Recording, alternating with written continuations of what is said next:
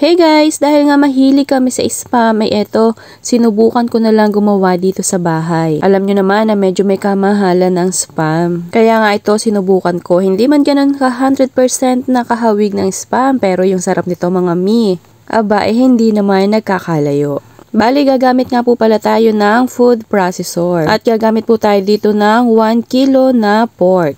Bali, ang binili ko po ay yung malaman na hinalon ko rin ng konting taba. At yung pong 1 kilo ng pork ay hinati ko pong durugin dito sa ating food processor. Bali, hinati ko po sa 2 batch para naman giling na giling itong ating pork. So, dapat po ay ganito po kapino yung ating gagamiting pork. So, ayan, nagiling ko na po yung ating 1 kilo na pork. At maglalagay naman po tayo dito ng ating mga pampalasa kagaya ng asin, asukal, toyo, oyster sauce at ating pong paminta. Bali, yung pong measurement ng ating pong mga ginamit na pampalasa dito ay ilalagay ko na lamang po sa ating comment section. So, haluin lamang pong mabuti para naman po magpantay yung ating mga pampalasa na inilagay dito sa ating ground pork. Then, sa 1 tasa po ay naglagay naman ako dito ng malamig na tubig at saka 1 itlog. Bati-batihin po hanggang sa ma-mix mabuti yung ating egg dito sa water at naglagay ako dito ng 1/2 cup of cornstarch. Haluin lamang po mabuti hanggang sa ma-dissolve ng maigi yung ating cornstarch. Then, ihahalo na po natin dito sa ating ground pork.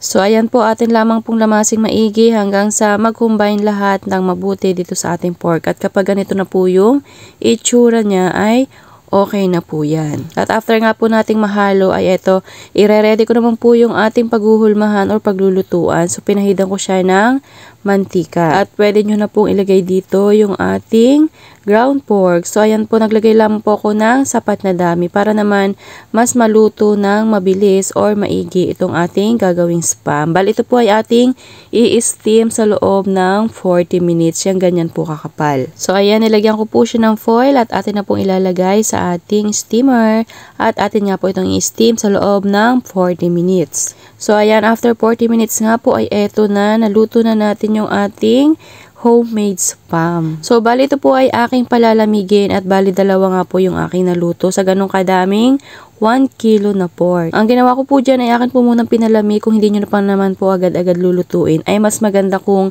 ilalagay nyo po muna sa rep para mas mabilis po or mas madali itong hiwain. At nung lulutuin ko na nga po, ay ayan na, ako po ay nag-slice na ng sapat na kapal lamang nitong ating homemade spam. At syempre, alam nyo naman sa spam, mas masarap talaga kapag ipiniprito. So, nagpainit na nga po ako dyan ng kawali at ayan na nga. At isa-isa ko na pong inilagay dito yung ating hiniwang homemade spam. Hintayin lamang po mag golden brown na magkabilang side nitong ating spam na ginawa at pwede nyo na po yung iserve. At kung nakaabot ka nga hanggang dito sa part na ito, abay, ibig sabihin yan ay nagustuhan nyo po yung ating recipe ngayong araw. Kaya naman, mag-comment ka na and syempre, don't forget to follow para naman palagi kang updated kapag meron po tayong new recipe. So, ayan, akin na nga titikman yung ating spam at pinartneran ko na rin siya ng itlog. Talaga namang napakasarap gawing ulam tuwing agahan itong spam. Lalo na nga ako may kapares pang itlog. At paborito din talaga ito ng aking mga anak kasi ibinabalot nila ito dun sa seaweeds na may kanin. Kaya naman kapag ganito ang aking niluluto, aba, inihahanda na kaagad nila yung seaweeds tapos may kanin. Nako, talaga namang tuwang-tuwa sila kapag ganito ang ulam na ihahain ko sa kanila. So, sana nagustuhan mo ang aking recipe ngayong araw na homemade spam. Thank you for watching. Serve and enjoy!